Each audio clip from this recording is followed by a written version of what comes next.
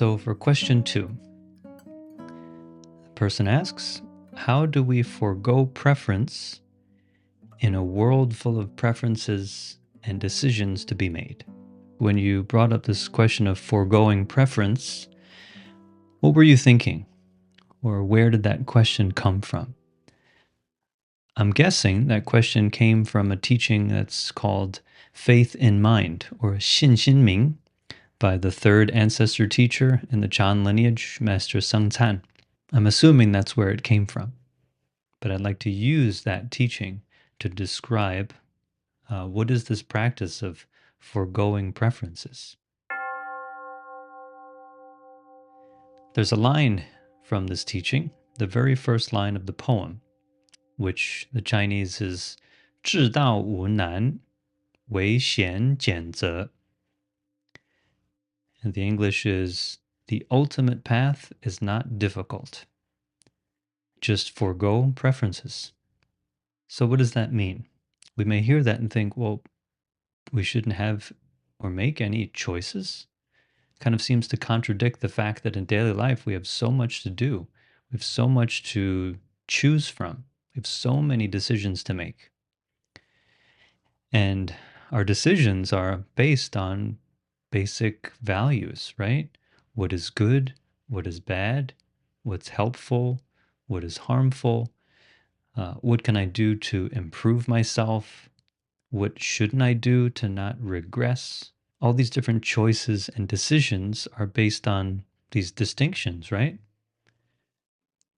These distinctions based on relative truth, or what's called conventional truth. Many of us agree on what is good. Sitting meditation is good because with practice we can realize insight. Killing is bad, right? Killing people, even killing bugs, we're harming living beings, causing suffering. That's a value within Buddhism, for example. And there are many other values in the world, not necessarily Buddhist, but we share values with people at work, we share values with people at home, and we all have different ideas that we share of what's good and what's bad, what's right and what's wrong. And a lot of our decisions are based on these preferences, preferring the good over the bad, preferring the right over the wrong. But preferences here, in the context of this poem, actually means being picky. So it could be translated as we forego preferences. It can also be translated as foregoing pickiness, just not being picky. And what does pickiness mean? Well, pickiness means that we're really attached to one thing and we really don't want another thing. We really like this one thing and we really dislike something else. The mindset of liking and disliking is really craving and aversion.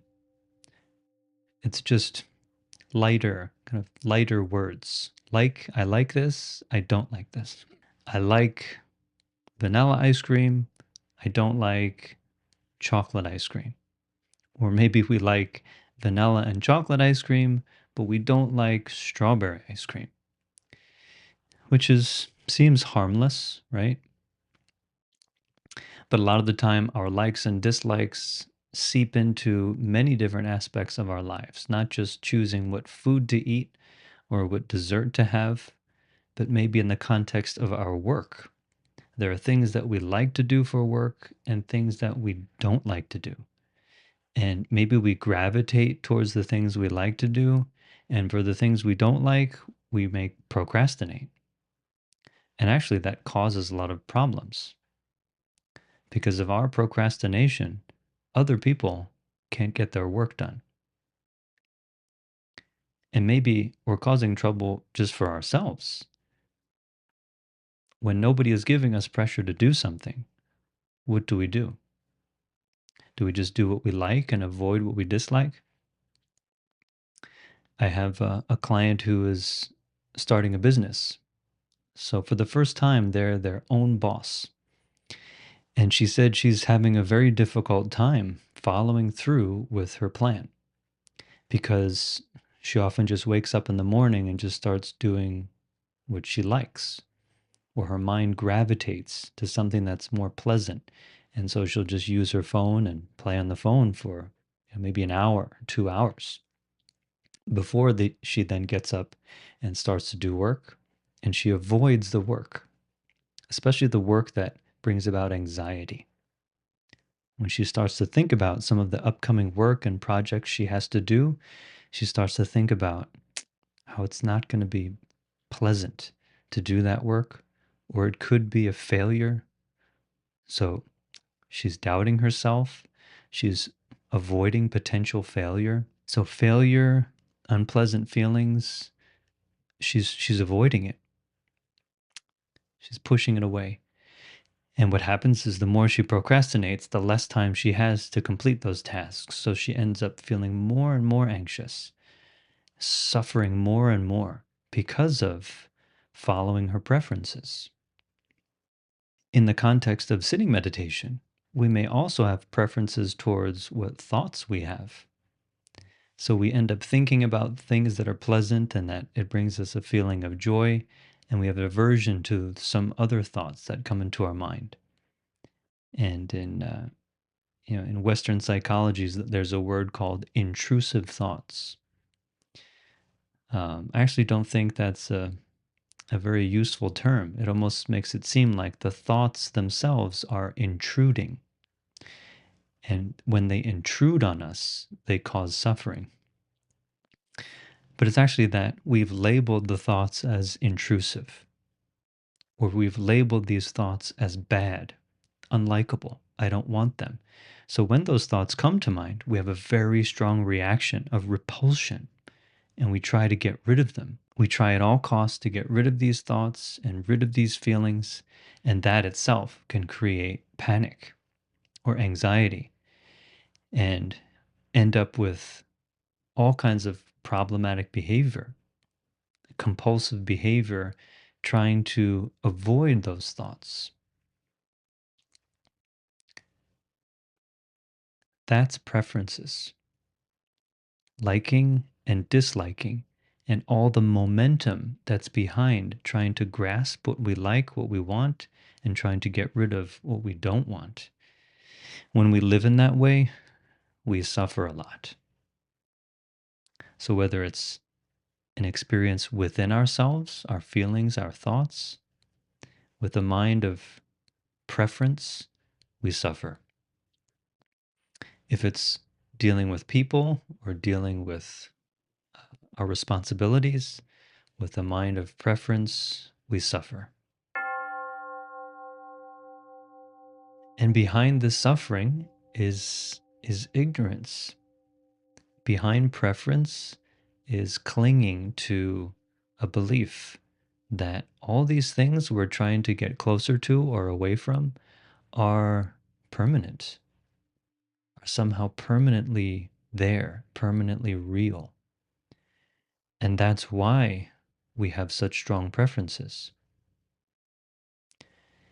In some way, we believe that the pleasant feelings we get from just doing something enjoyable, whether it's playing on our phone, or if it's food, or any other kind of sensual experience, whatever we see, hear, feel, taste, touch, or think about. Somehow we have this belief or this perception that it's lasting, that it's permanent. That's why we do so much. That's why we go so out of our way to get things that are pleasant, and we often end up in trouble. Because we think food will bring us satiation, we think food will satisfy us, we may overeat and even binge eat, but we end up feeling worse. Or the very things we're trying to avoid, the responsibilities, the work that we don't like, it just seems such like a real obstacle. So we try to avoid it. But actually, when we do it, if we do it, take care of it, we realize that it's over. The responsibility, the task is over. had another client who was avoiding opening the mail, even looking at the mail, because he knew he'd have to deal with his taxes and his many years of accumulated taxes. He hadn't paid them. So he avoided it at all costs, and it created a lot of anxiety.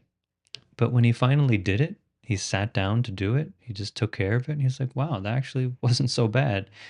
I feel pretty good, and it's almost taken care of.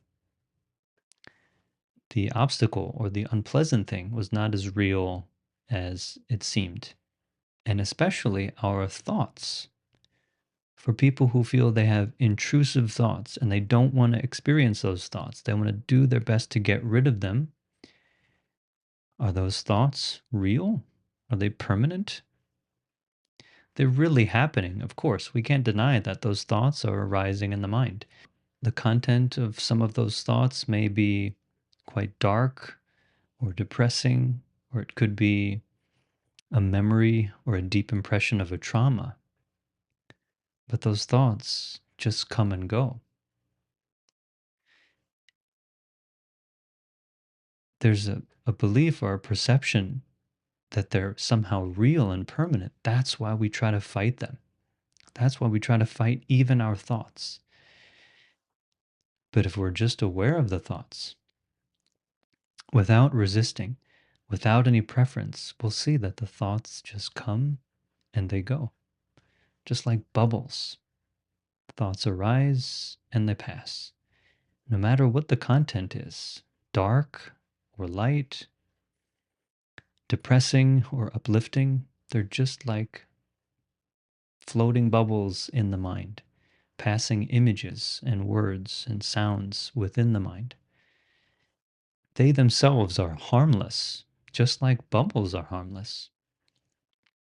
Bubbles are pretty harmless, right? Maybe if we get a bubble in our eye, it kind of stings, but think of it not as soap bubbles then. Just think of it as water bubbles. If it's salt water bubbles, even if they get in our eye, it's just a little salty, doesn't harm us. Our thoughts, even our traumatic memories, are just like that. With awareness of them, we diffuse that experience of pain and suffering that comes with resistance, that comes with fighting, that comes with preferences.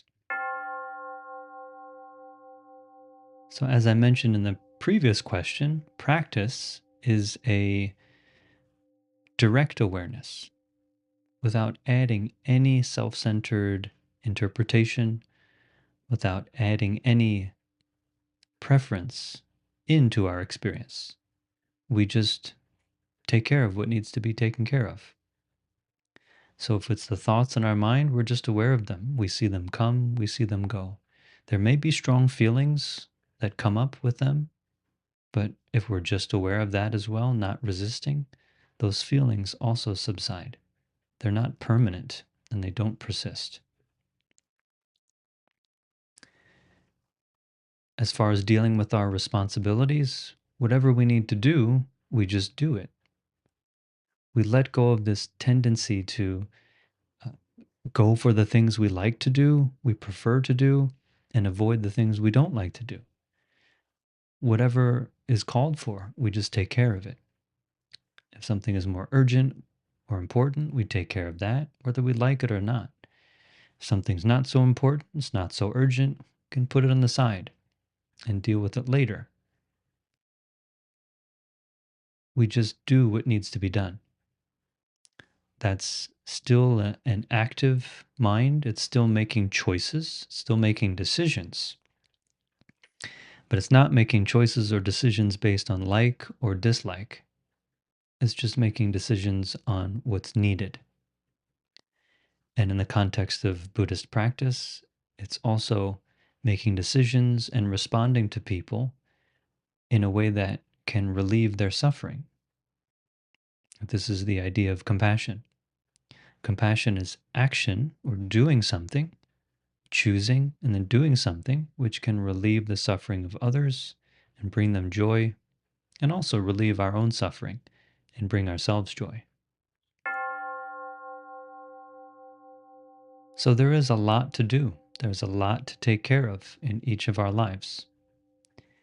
And if we practice acting based on compassion and wisdom, acting based on what needs to be done, and we practice being aware of our preferences, we can see how so much of our behavior is driven by craving or aversion, like or dislike.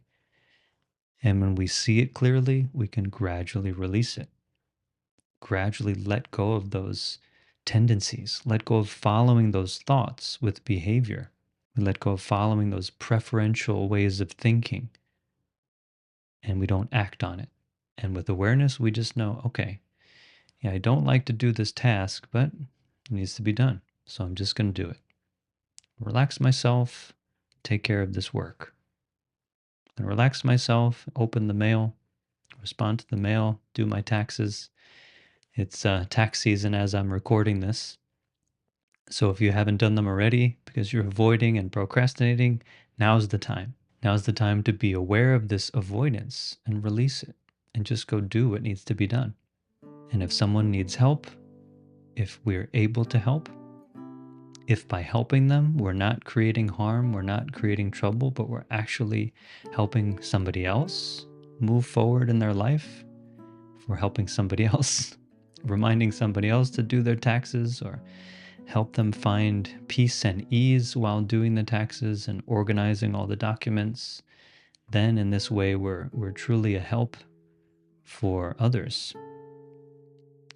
And this is how we can make decisions and act wisely, choose wisely, rather than choose based on self-centered preferences. We make choices and decisions based on wisdom and compassion.